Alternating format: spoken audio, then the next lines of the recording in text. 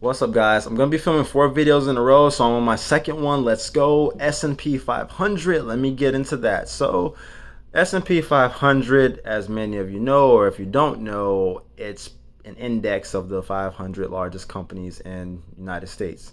So, in other definitions that I have here, it says it's a weighted index of 500 leading publicly traded U.S. companies. Keyword: publicly traded. We're not talking about things in private. We're not talking about over the counter. We're talking about 500 leading publicly traded U.S. companies. So obviously, you're going to have your tech giants in there. You're going to have your healthcare in there, financial services in there, etc. So here's the thing about the S&P 500. Number one, as I said about the questions, so what is it? So I just explained that it's that index of the 500 leading publicly traded U.S. companies. Two, is it an investment?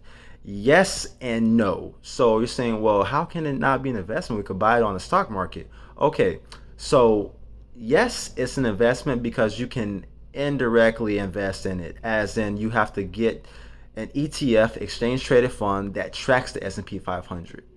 So you might have, dollar sign the ticker VOO for Vanguard's ETF investment, but you cannot directly invest in it. You cannot say, let me get all 500 companies, unless you have a lot of money. You're not going to say, let me get each 500 companies, let me track that as my own index. But it's not a direct investment because it's an index. The index holds certain portions and it tracks those and it gets the average of those, and it says, okay, well, we had a great day today in X sector, so this goes up this percent, but if we had a bad day in another sector, this goes down, so it may counter off. And the other thing about this with my notes, it says investing in one of the many funds that use as a benchmark, it can help you track your composition and performance. So it's because it's not direct investment because it's an index, but when you invest in it indirectly or use, Vanguard or whoever else has an S&P 500 ticker on the stock market, you invest in one of the many funds that use it as a benchmark to track things. So it tracks the market of the 500 leading publicly traded U.S. companies, composition and performance. And it uses, so you're probably saying, well, what's the purpose? How can I use it?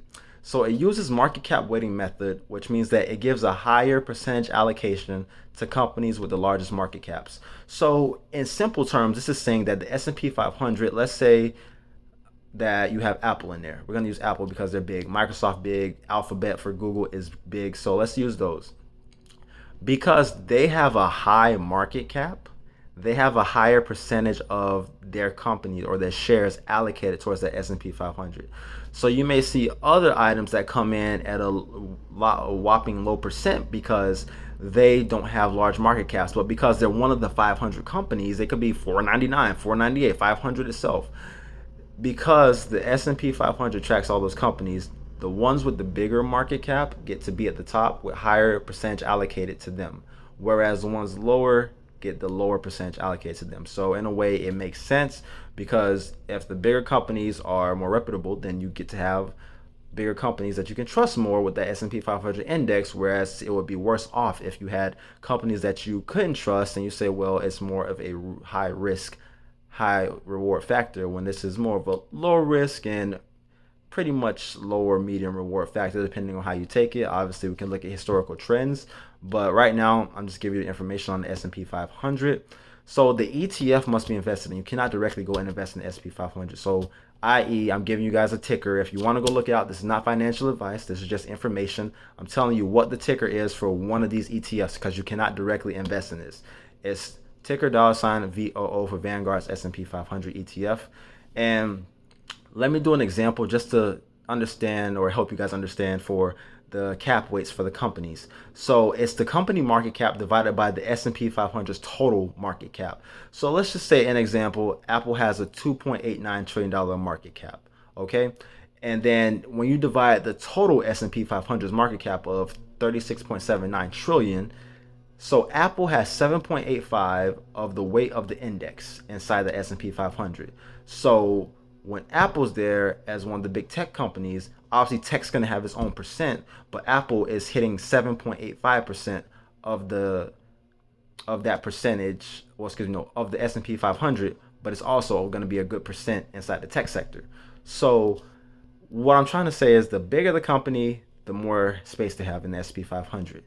And how does it matter? It's an investment. It can really help you if you want to diversify yourself, because you're having all the 500 leading companies in the United States that are publicly traded as an investment. And you can see that historically S&P 500 can rebound. But is this a financial advice? No, I'm just telling you what it is. And if you want to take it, do it. If you don't do it. I don't know. I don't care. But it's a great investment from my opinion, because it's helping you diversify. You have 500 companies that are being plucked piece by piece, and usually it helps out with the long run. That's all the stock market is. You want to play the long game. If you want to do something about day trading, I don't know what to tell you about that one. But, well, I won't tell you anything about that one because I don't think the S&P 500 should be day traded anyways. But regardless of that, S&P 500, very helpful. You cannot directly invest in it. But if you want to diversify your portfolio, you want to have all those companies that usually have a good chance of return or staying, stable, that's somewhere you might want to go. So thanks guys for watching. Appreciate you for tuning in. Catch me on the next video.